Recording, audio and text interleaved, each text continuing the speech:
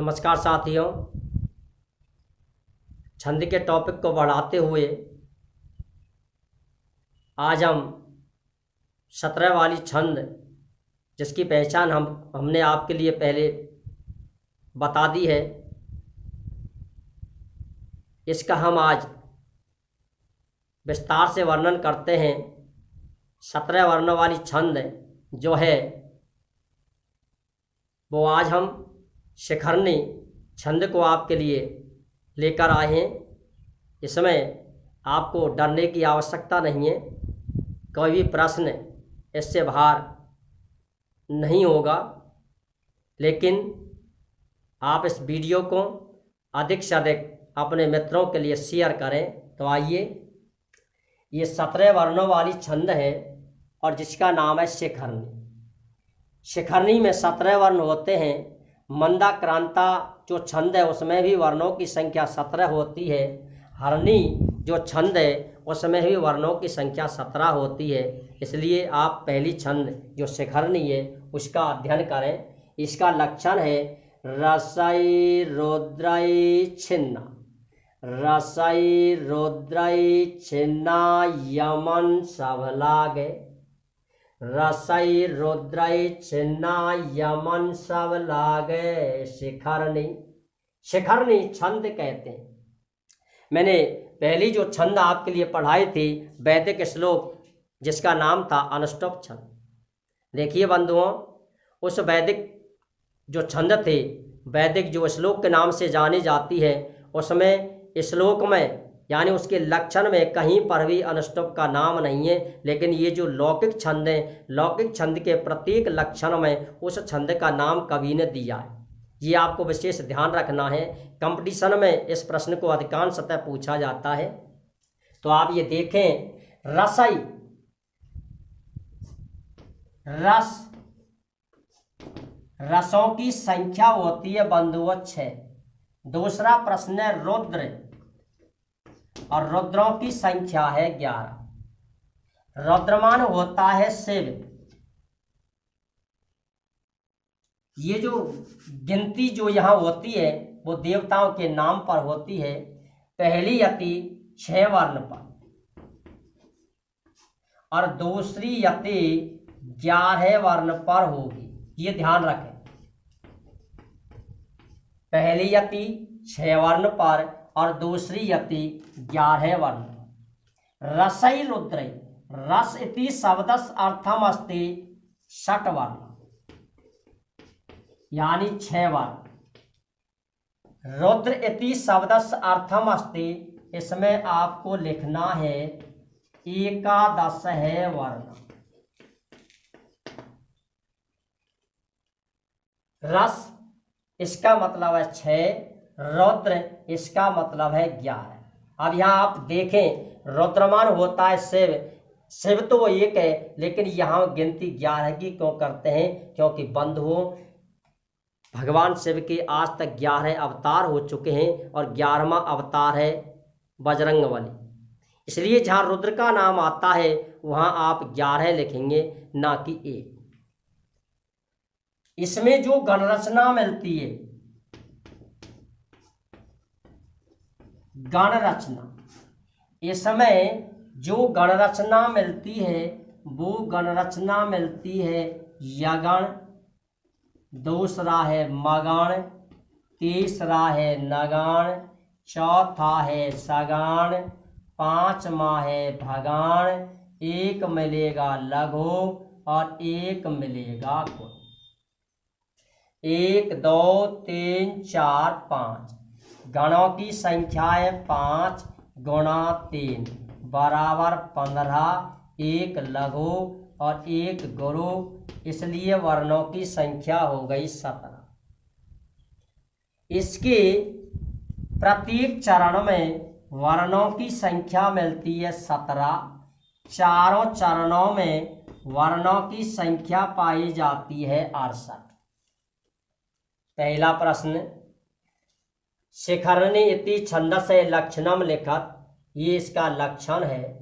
रस शब्द का अर्थ क्या है? 6। रुद्र इस शब्द का अर्थ क्या है? 11।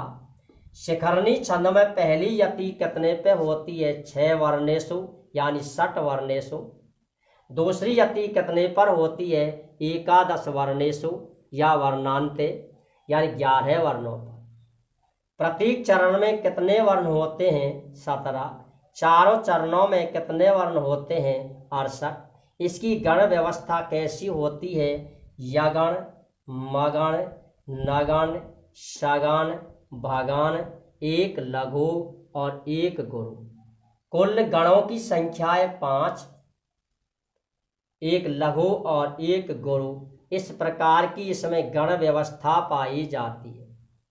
यदि ये कंडीशन यदि आपको मिलती है, वर्ण में या तो 17 वर्ण हो प्रत्येक चरण में, एक चरण मिलता है आपको, यदि 2 चरण मिलेंगे तो 34 वर्ण मिलेंगे। यदि आपको करनी है तो पहली 6 वर्ण पर करनी है, दूसरी 11 वर्ण पर करनी है। रस का मतलब है 6 वर्ण और रुद्र का मतलब है 11 वर्ण। अब आप देखिए एक उदाहरण मैं आपके लिए यहाँ दे रहा हूँ। ये है पृथिव्याम पुत्रास्ते जननी बहव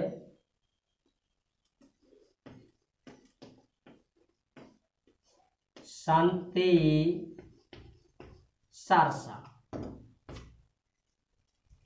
पृथिव्याम पुत्रास्ते जननी बहव संति सरसा, ये इसका उदाहरण है। पृथिव्याम पुत्रास्ते जननी बहव संति सरसा, परम तेषाम मध्ये विरल तरलो एम तव सुते, मदीयो अयम त्याग समुचितम इदम नो तव शिवे, कुपुत्रो जायेत क्वचिदपि कुमाता न भवति। इस प्रकार ये पूरा श्लोक मैंने आपके लिए पढ़कर सुनाया है। मैं पहला चरण इसमें लिख रहा हूँ, लिख भी दिया है। अब आप सबसे पहले ये काव्य का अंश है, ये लाइन आपको मिलेगी। सबसे पहले आप वर्ण गिने 1 2 3 4 5 6 7 8 9 10 11 12 13 14 15 16 और 17 वर्णों की संख्या है 17।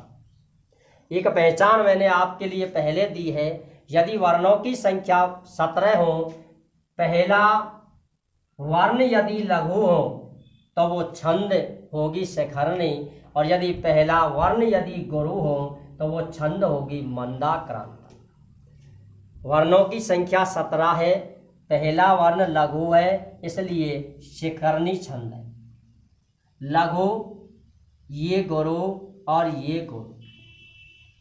जब हम इसकी पहचान करते हैं तो आपके लिए गण प्राप्त होगा यगण। अब आपको चाहिए मगण, गुरु गुरु और गुरु, ये गण है मगण। ये गण कौन सा है? मगण। अब आपके लिए चाहिए नगण, लघु लघु और लघु, ये गण आपके लिए मिल गया नगण। अब आपके लिए गण चाहिए सगण, से ले गा, से ले और गा, ये गण आपके लिए मिल गया सगण। ठीक, उसके बाद आपके लिए गण चाहिए भगण। भगण का मतलब होता है भानस। ये गुरु, ये लघु और ये लघु, ये गण आपके लिए मिल जाता है भगण।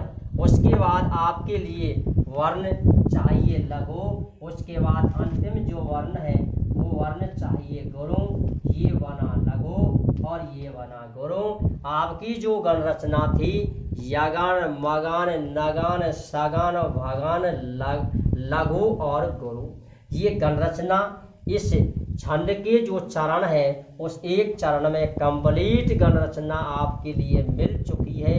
इसलिए आपको छंद मिल गई है शिखर। इस प्रकार आप इस छंद को कहीं पर भी आप हल कर सकते हो। एक बार छंद को समाप्त होने से पहले इस छंद का कंप्लीट आप रिवीजन देखें। वर्णों की संख्या यानी एक चरण में वर्णों की संख्या 17 होती है, चारों चरणों में 68 होती है। पहली यति 6 वर्ण पर होती है, दूसरी यति 11 वर्ण पर होती है। रस का अर्थ है 6 वर्ण और रुद्र का अर्थ है 11 वर्ण। इसमें जो गण व्यवस्था पाई जाती है यगन, मगन, नगन, सगन, भगन, लघु और गुरु। इस प्रकार की यदि गण व्यवस्था आपको मिलती है, गण व्यवस्था आपको कैसी है क्या है इससे आपका कोई मतलब नहीं है। केवल आपको मतलब है कि यदि वर्णों की संख्या 17 हो, पहला अक्षर यदि लघु हो तो आप शिखरणी छंद लिख दें। यदि वर्णों की संख्या 17 हो, पहला वर्ण यदि गुरु हो तो आप मंदाक्रांता छंद लिख दें। आपको इसी प्रकार से इस छंद के बारे में इन दोनों छंदों का ज्ञान हमने आपके लिए पढ़ाया है। आप इसे अवश्य पढ़ें, अवश्य समझें। जय हिंद, जय भारत।